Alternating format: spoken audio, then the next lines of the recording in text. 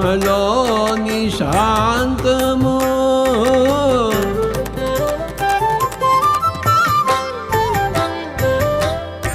ఆత్మలోని అభయము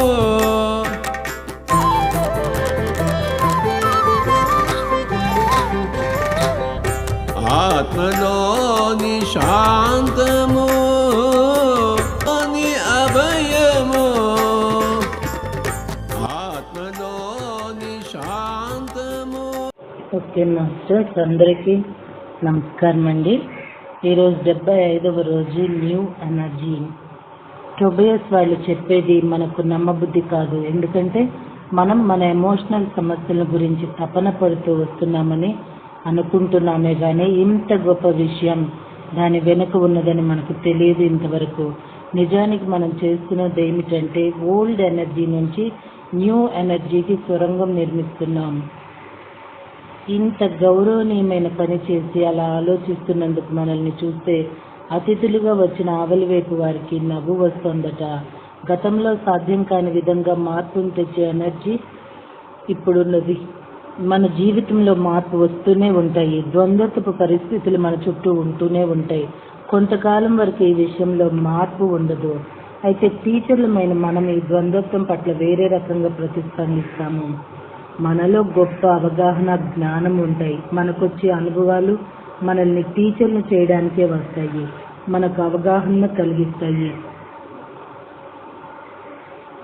పెద్ద కుంచితో గీయటం వల్ల అంతవరకు తటస్థంగా ఉన్న దాన్ని కదిలించటం జరుగుతుంది. కుడివైపుకో ఎడంవైపుకో కాదు, అన్ని దిశలుగా దాని సామర్థ్యం విస్తరించడం మొదలవుతుంది. దీనికి ఎనర్జీ అవసరం. ఆ ఎనర్జీ మనలో ఉన్న దివ్య వాంఛ నుంచి వస్తుంది. ఆ వాంఛ మనలో నిద్రాణంగా ఉన్నది, దాన్ని మేల్కొల్పాలి. అది మేల్కొనేసరికి దివ్యమైన ఎనర్జీ వస్తుంది. దానిని స్వీకరించాలి. దీనికి ఎలాంటి దీక్షలతోనూ పని లేదు. ఈ జ్ఞాన ప్రకంపనలు, ప్రేమ ప్రకంపనలు మన న్యూ ఎనర్జీ ఇంట్లో నుంచి వెలువడి ఇతరులకు అంది తిరిగి మన దగ్గరకు వస్తాయి. మన రన్నర్లు వీటి వెంట ఉండి అనుకూల వాతావరణాన్ని తిరిగి తెస్తారు మన దగ్గరికి. ఆ వచ్చేది మనకు తగినదే అయి ఉంటుంది. నిస్సందేహంగా తగినదిగా మొదట్లో కనబడకపోవచ్చు, కానీ అది తగినదే. మనం అన్నిటినీ రిలీజ్ చేసే కొద్దీ మనకు కావలసిన సమాధానాలు పాత పద్ధతుల్లో రావు, కొత్త పద్ధతుల్లో వస్తాయి. రిలీజ్ చేయటం కష్టం కావచ్చు, కానీ చూస్తే మాత్రం కొత్త వాటికి చోటు ఏర్పడుతుంది. పాత స్నేహము, పాత రోగము తిరిగి వస్తుంది సడన్ గా, లేదా రిలీజ్ చేసేసిన ఆలోచన తిరిగి వస్తుంది. మనం అయోమయంలో పడిపోతాము. గతంలో మనం పరిష్కరించి పంపేసింది మళ్ళీ ఇప్పుడు ఎందుకు వచ్చిందో అర్థం కాదు. కొత్త చోట సమాధానాన్ని వెతుక్కోమని అవి తిరిగి వస్తున్నాయి.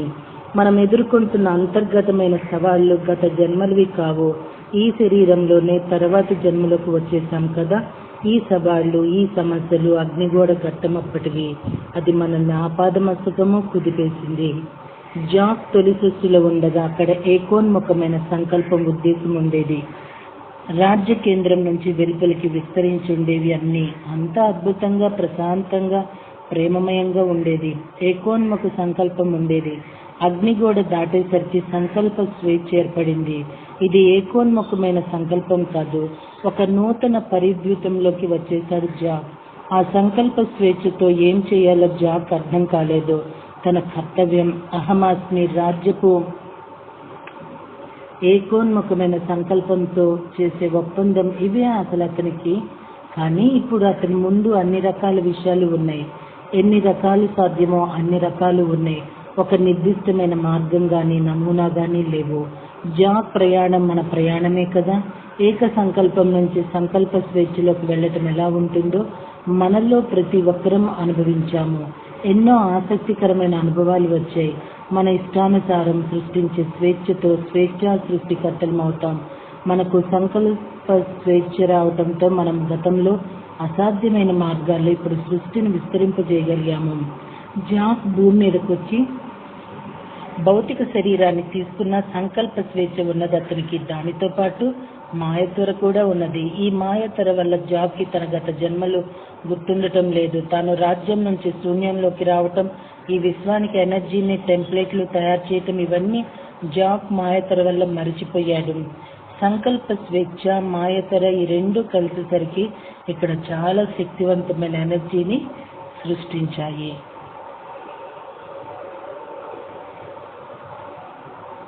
ఆ ఎనర్జీలోనే మనం ఇంతకాలం జీవించాము. ఏం చేయడానికైనా మనకు స్వేచ్ఛ ఉన్నది. దానితో పాటుగా ఆ చేసినవన్నీ మరపుకు వచ్చేలా చేయడానికి మాయతర ఉన్నది. ఇప్పుడు భూమి మీద మన జన్మ పరంపర చివరికి వచ్చేసింది. మన ఈ ప్రయాణం చివరి అంచును తుదిగా తొలగించుకోవలసిన వాటిని తొలగించుకుంటున్నాము. దాంతో మనం నూతన చైతన్యంలోకి వెళ్ళగలుగుతాము. ఇంతకు ముందు చెప్పుకున్నట్లుగా మనం ఇంటికి తిరిగి వెళ్ళం, విస్తరిస్తూ పోతుంటాము. ఒకానొక దశలో మాయతెర రిలీజ్ అయిపోతుంది. మన ప్రయాణం గురించి మనకు పూర్తిగా అర్థమైనప్పుడు మన ఆత్మ గురించి, మనం ఇక్కడ ఎందుకున్నామో అన్నీ మరింత బాగా అర్థమవుతాయి మనకు. ఆలోగా మనం జీవితంలో ఎన్నో మార్పులకు గురి అవుతాము, ఎన్నో సమస్యలను ఎదుర్కొంటాము. ఈ అసెన్షన్ ప్రాసెస్ ఒక రకంగా ఉంటుందని మనం అనుకున్నాం, కానీ అది మరో రకంగా ఉన్నది. మన సర్కిల్ మనం పూర్తి చేసుకుని వచ్చేసరికి ఆసక్తికరమైనది ఏదో జరుగుతుంది. మన సంకల్ప స్వేచ్ఛను అధిగమించి అసలు సిసలైన సృష్టికర్తలుగా మన దివ్య సంకల్పాన్ని తీసుకుంటూ న్యూ ఎనర్జీలోకి అడుగు పెడుతున్నాము. దివ్య సంకల్పం, మన దివ్య సంకల్పంలోకి అడుగు పెట్టాలి. ఇది చాలా సింపుల్గా ఉండే శక్తివంతమైన అడుగు. దాని గురించి వినినప్పుడు మొదట్లో మనకేమీ అనిపించదు, కానీ మనిషిగా ఆలోచించడం మొదలు పెట్టేసరికి భయం వేయవచ్చు. ఇందుకోసం మన సంకల్ప స్వేచ్ఛను రిలీజ్ చేసేయాలి, దివ్య సంకల్పంలోకి అడుగు పెట్టాలి. ఆ రెంటి మధ్య తేడా ఏమిటంటే, భూమి మీదకు మనం సంకల్ప స్వేచ్ఛతోనూ ద్వంద్వత్వంతోనూ వచ్చాము. సంకల్ప స్వేచ్ఛ వలన చీకటి వెలుగులో చూడగలిగాము. అయితే మాయతర ప్రభావంలో ఉన్న మన సంకల్ప స్వేచ్ఛ చాలా పరిమితమైంది. ఎంత పరిమితమైందంటే అసలు మనకు సంకల్ప స్వేచ్ఛ నిజంగా ఉన్నదా, లేక మనం ఏంజల్స్ చేతుల్లోనో స్పిరిట్ చేతిలోనో కీలు బొమ్మలమా అని మనకే అనిపిస్తుంది. కానీ భూమి మీద మనకు మొదటి నుంచి సంకల్ప స్వేచ్ఛ ఉంది.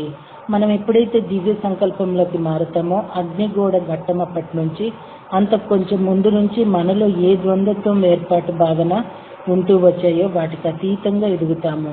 మన సంపూర్ణత్వపు లోతుల్లో మనకు తిరిగి సమైక్యం ఏర్పడుతుంది. ద్వంద్వత్వాన్ని, మన మానవత్వాన్ని రెండింటిని అధిగమించి సంపూర్ణత్వంలోకి పోతాము. గతంలో లేని పరిష్కారాలు దివ్య సంకల్పంలో ఉంటాయి. ద్వంద్వత్వం వల్ల, సంకల్ప స్వేచ్ఛ వల్ల అవి ఇంతకాలం దాటి రాలేకపోయాయి. దివ్య సంకల్పంలో కేవలం మన గురించిన ఆలోచనే కాదు, పరమాత్మని కొరకు సానుభూతి, అవగాహన ఎక్కువగా ఉంటాయి. ఈ దివ్య సంకల్పం మన వెలుపలేదు, మన లోపలే ఉన్నది. దివ్య సంకల్పంలో స్పిరిట్తో జాగ్రత్తావస్థలో కనెక్ట్ అవుతాము. దివ్య సంకల్పం మనలో ఒక భాగం, ఒక అంతర్గత అవగాహన. స్పిరిట్, పరమాత్మ, దివ్యత్వం అన్నీ మన లోపలే ఉన్నాయి. మన అంతర్వాణిగా మనం వింటున్నది దివ్య సంకల్పమే. దివ్య సంకల్పం అంటే ఏమిటి? నా మెదడుకు పిచ్చెక్కి నాతో మాట్లాడుతుందా అనిపిస్తుంది మనకు. అయినా సరే నేను దివ్య సంకల్పంలో ఉన్నాను అనుకోవాలి ప్రశాంతంగా. ఇంతవరకు మన ప్రయత్నంతో మనస్సుకు వాగుతూ ఉండటం అలవాటు చేశాము. ఇప్పుడు మనం ఊరికినేసరికి మనసుకు వాగుడు అలవాటు అయిపోయి ఉన్నది కనుక తాను మాట్లాడుతూనే ఉంటుంది. ఈ పరిస్థితి మనకు అలవాట్లేదు కాబట్టి మనం మౌనంగా ఉన్న మనస్సు మాట్లాడేసరికి బిస్తరపోయి దీనికి పిచ్చి పట్టిందా అనిపిస్తుంది. అయితే అలా మన ప్రమేయం లేకుండానే మనసు మాట్లాడే పరిస్థితి ఎక్కువ కాలం ఉండదు అని గ్రహిస్తే మనకు నిశ్చింతగా ఉంటుంది. ముందుగా బాహ్య మౌనం, తరువాత మనోమౌనం అలవడతాయి. స్వేచ్ఛ అంటే సంకల్ప స్వేచ్ఛ లేదా ద్వంద్వత్వ సంకల్పం లక్షణాలకు మనం అలవాటు పడి ఉన్నాము. ఎప్పుడు చూసినా సంఘర్షణకు లోనవుతుంటే వాళ్ళము. మనం దివ్య సంకల్పంలోకి వెళ్లే కొద్దీ మనం ఎన్నడూ అనుభవించని కొత్త పరిష్కారాలు వస్తాయి. పూర్తిగా వేరే సమాధానం వస్తుంది. ఆ సమాధానం లోపల నుంచి వస్తుంది. ఆ సమాధానాలు మన వెలుపల నుంచి వస్తున్నాయి అనుకుని బయట వెతికితే మనం అది లేని చోట దానికోసం వెతికినట్లే. అంటే ఓల్డ్ ఎనర్జీలో వెతుకుతున్నాం అన్నమాట. ఇది మనకు మొదట చాలా అసంబంధంగా ఉన్నట్లు అనిపిస్తుంది. మొదట స్పిరిట్ నుంచి వినాలని అనిపిస్తుంది. నేను ఫలానా పని చేయటం సబబైన స్పిరిట్ మార్గదర్శకులారా మీరేమంటారు? నాకు బయట నుంచి జవాబు రావటం అవసరం అంటాము. మనకు జవాబు రాదు. దివ్య సంకల్పంలో సమాధానం రావటం చాలా చాలా తేలిక. అలా వెళ్ళినప్పుడు మనకు సమాధానం వస్తుంది. ఇంతవరకు మన లోపల మనం ఎరగని చోటు నుంచి ఆ ఎరుక, అవగాహన వస్తాయి. మనలో ప్రేమ పుట్టే చోటు నుంచి వస్తాయి. మనలో ఆ లోపల ఉండే ఆ భాగం స్పిరిట్, ఇది చాలా సహజంగా వస్తుంది. మనకు అగ్నిగోడ ఘట్టం నుంచి ఏర్పడిన సంకల్ప స్వేచ్ఛను మనం ఎప్పుడు రిలీజ్ చేయాలి అంటే ఏకత్వంలో వేరే దాన్ని ఎంచుకునే స్వేచ్ఛ ఉండే అవకాశం లేదు. ద్వంద్వత్వంలో ఆ స్వేచ్ఛ ఉండటానికి వీలుంది. ఒకటి కన్నా ఎక్కువ ఉన్నప్పుడే కదా మనకు ఎంచుకునే వీలుంటుంది. మనకి ఇది మొట్టమొదటిసారిగా అగ్నిగోడ ఘట్టమప్పుడు లభించింది. ఇది మనకు నమ్మశక్యం కాని బొమ్మ, మనకు భయమేసింది. అంతకు మునుపు ఎన్నడూ సంకల్ప స్వేచ్ఛ లేదు కదా. మరి అప్పట్లో మనకున్నది విస్తరిస్తున్న ఏకత్వపు సంకల్పం. గతంలో ఎన్నడూ లేని విధంగా శక్తి, ఎంపిక ఇవ్వబడినాయి మనకు. ఆ సంకల్ప స్వేచ్ఛను అందుకుని మనం శూన్యంలోనూ విశ్వంలోనూ ఆడుకోవటం మొదలు పెట్టాము. ఈ సంకల్ప స్వేచ్ఛ నమ్మశక్యం కాని కొత్త బొమ్మే. అయితే ఇది మనకెంతో దుఃఖాన్ని తెచ్చిపెట్టింది, బాధల్ని, కష్టాల్ని తెచ్చిపెట్టింది. ఈ సంకల్ప స్వేచ్ఛను ఉపయోగించుకొని మనం అత్యంత దివ్యస్థాయి ప్రకంపనలకు వెళ్ళాము. యావత్ సృష్టిలోనే ఎవ్వరూ ఊహించలేనంతటి బాధాకరమైన స్థాయిలకు వెళ్ళాం. ఈ అన్ని పనుల్లో మనం న్యూ ఎనర్జీతో ఆడుకుంటూ ఉండినాము. ఆ న్యూ ఎనర్జీని ప్రేమమయమైన, సానుభూతిమయమైన అద్భుత ప్రదేశాలకు కూడా తీసుకెళ్ళామట. యుగాల తరబడి ఈ సంకల్ప స్వేచ్ఛ మనకున్నది. శూన్యంలో విశ్వాలను, గ్యాలక్సీలను, నక్షత్రాలను సృష్టించడానికి ఇది ఉపయోగపడింది. భూమి మీద జన్మ తీసుకోవడానికి ఇది ఉపయోగపడింది. చీకటి వెలుగుల మధ్య, తెలుపు నలుపు పాలరాళ్ల మధ్య ఎంచుకునే అవకాశం ఇచ్చింది మనకు. అయితే ఇప్పుడు దివ్య సంకల్పంలో అడుగుపెట్టే సమయం. మనకు దివ్య సంకల్పం గురించి ఎన్నో ప్రశ్నలుంటాయి. దివ్య సంకల్పం అంటే ఏమిటి? మనం ఏం చేయాలో చెప్పడానికి స్పిరిట్ మళ్ళీ వస్తుందా? మన మార్గదర్శకుల్లో ఏంజల్స్ ఫలానా విధంగా చేయండి అని మనకు చెప్పడానికి వస్తారా అని ఎన్నో ప్రశ్నలు మనలో కలుగుతాయి. దివ్య సంకల్పంలో ఇవేవి ఉండవు. అది మనలో నుంచి వస్తుంది. అది మన సంకల్పమే. కానీ దివ్యత్వాన్ని ఆధారం చేసుకుని ద్వంద్వత్వానికి మనం అలవాటు పడి ఉన్న మానవ విధానాలకు అతీతంగా సాగుతుంది. అది పరమాత్మతోనూ స్పిరిట్తోనూ నేరుగా లింక్ అయి ఉంటుంది. అయితే మనమే స్పిరిట్ అనే విషయాన్ని మనం అర్థం చేసుకోవాలంటారు హృదయం. దివ్య సంకల్పం మన నుంచి వస్తున్న జవాబులను, పరిష్కారాలను, అనుభవాలను, నూతన శక్తులను ఎన్నడూ ఎరగని విధంగా తెస్తుంది. మాస్టర్స్, ఇక్కడ మనం ఒకటి అర్థం చేసుకోవాలి. ఏంటంటే మనము బయట ఎక్కడి నుండో వస్తుంది అనుకుంటున్నది ఇప్పుడే కాదండి. ఇదివరకు ఓల్డ్ ఎనర్జీ అనుకుంటుంది కూడా బయట ఎక్కడి నుండో మనకు సమాధానాలు వస్తున్నాయి, ఎక్కడి నుండో స్మెల్స్ వస్తున్నాయి, ఎక్కడి నుండో ఏదో వస్తుంది అనుకుంటున్నాము. అసలు అన్నీ మనలోనే ఉన్న బ్రహ్మాండమైనప్పుడు మనము అసలు ఎక్కడి నుండి వస్తాయండి? మన లోపల నుండే అన్నీ వచ్చాయి. అది మనకు అర్థం కాల. ఇప్పుడున్న ఎనర్జీస్కి ఇది నా లోపల నుండే వచ్చిందా అని మనం అర్థం చేసుకునే స్థాయికి ఇప్పుడు మనం ఎదిగాం. కాబట్టి సంకల్పము స్వేచ్ఛ అంటే ఇప్పుడు ఇలా మనము అది కాదు ఇది మనము అని తెలుసుకోవటమే ఇప్పుడున్న సంకల్పము. ఓకే మాస్టర్, మళ్ళీ రేపటి రోజున కలుద్దామండి. Thank you very much.